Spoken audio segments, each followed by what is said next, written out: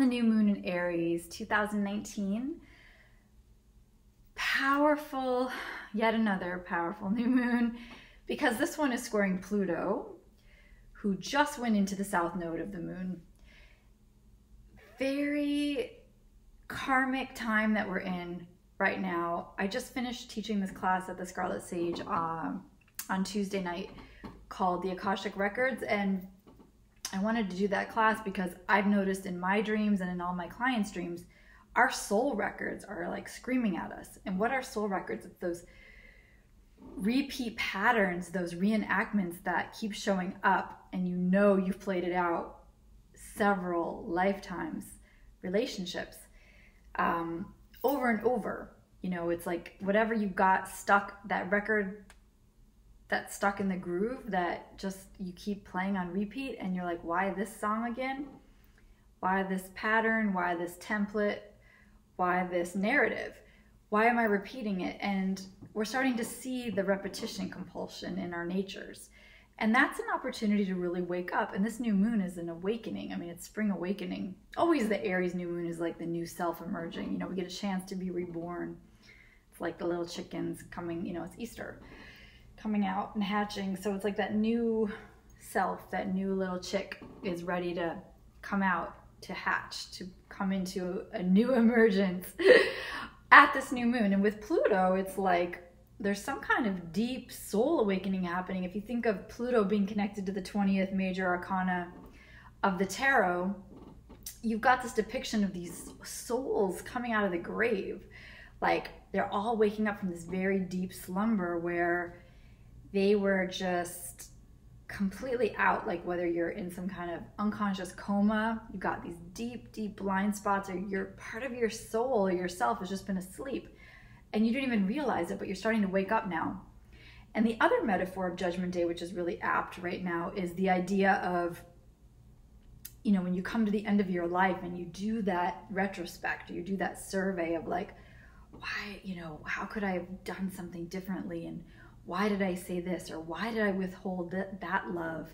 Or that, why was I stingy there? Or why didn't I take that risk? You know, they say often at the end of our lives, we're not thinking about, oh, I wish I had more money or success or fame. We're thinking, you know, why didn't I love harder? Why didn't I give more of myself? Why did I hold this back? Why didn't I take that chance? So you don't have to wait till you get to the end of your life. I mean, this new moon squaring Pluto is an opportunity, I think, for all of us to do that kind of Judgment Day life survey now and just say, how do I want to wake up and live? And with the Aries new moon, it's always the question of, how do I want to blaze forward in my life? I don't want to live unconsciously. How do I move forward? You know, how do I take that risk? And how do I set fire to that thing? I've been playing Disco Inferno on repeat lately because that energy of like the fire burning in the soul, I just love that. And just listening to that song helps me get in touch with that kind of, let's get this, you know, let's set fire to this, let's get it going, you know, instead of like holding back, like let's initiate this exciting new energy that wants to come in, this new self. And we tend to hold back. And with Pluto and Capricorn squaring the moon, sometimes it can be that fear or whatever power complex is holding us back from blazing. So it might be old residual patriarchal complexes in your own psyche from your father or your mother's father or your father's father, your mother's father's father, or their grandfather's father's mother's father. And all of this is doing a number on us unconsciously. We don't realize we're answering to a power complex where we think we're not good enough.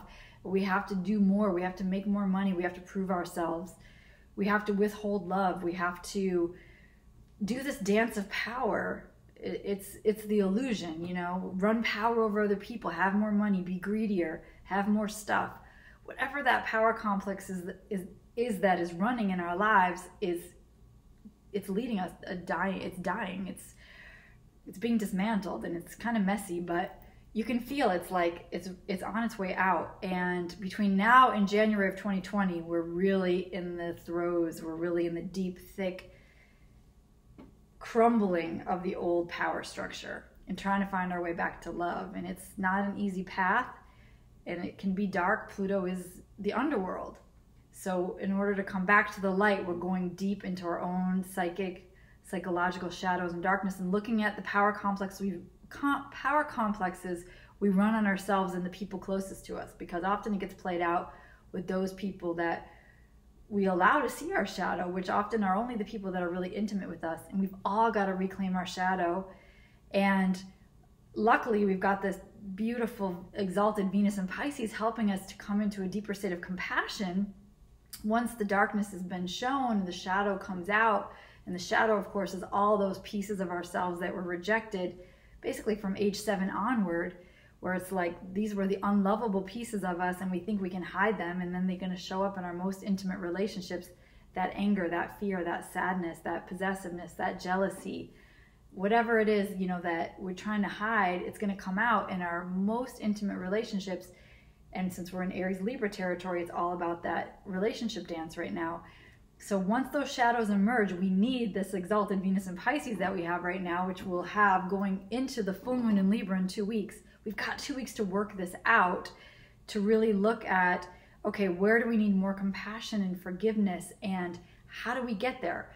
How do we get to that whole Ho'oponopono prayer and meditation that we all want to be living and breathing and giving on a daily basis? We have to put ourselves in the other person's shoes. Pisces rules the feet. Have we walked a mile in that person's shoes? And if not, we're not going to be able to really go into authentic compassion and empathy and forgiveness. We might say, oh yeah, I forgive you, or I'm over it, but if we're still judging that person or that situation, then we haven't really stepped into the oneness of Pisces. It's conditional. Forgiveness and love on the highest exalted level of Venus and Pisces is unconditional. It's the way the divine loves. We're humans, we fall short a lot, but this is our opportunity over the next few weeks to try to put ourselves in the other person's shoes and to come into a deeper state of, all right, if I really feel into this from that person's perspective, I don't know what they've been through. Why am I judging? Like, until I really know all the pain and suffering that person has gone through, I have no right to judge. And we don't want to judge anyway, because it's just going to lower our own frequency, right? And take us out of, it's actually what blocks the light, blocks the relationship with the creator. In the I Ching, it's like they say that's what blocks the deep relationship we have with the creative principle, or the divine, or the guru, or however you call it, you know? And one thing that my Sadhguru Amma always teaches is that, you know, they ask her, why are you always smiling? Why are you always laughing, Amma? And she says, because my happiness is not contingent. It's not dependent on anything external. Easier said than done, but we have an opportunity with Venus and Pisces to be, and with this new moon in Aries, to be in the moment and find happiness that is independent of anything and everything going on around us, because we come back into that state of the I am, which is about the moment-to-moment existence of co-creating with our reality.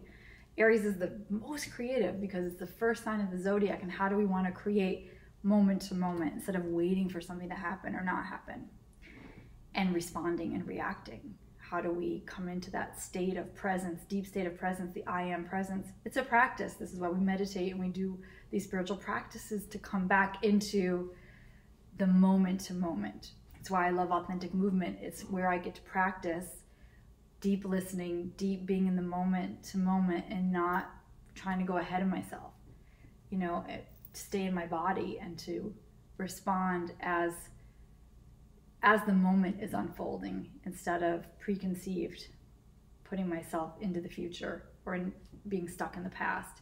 And that's a practice. We all have our practices. So this is the time. What is the practice you can engage in that will put you back in the moment to moment?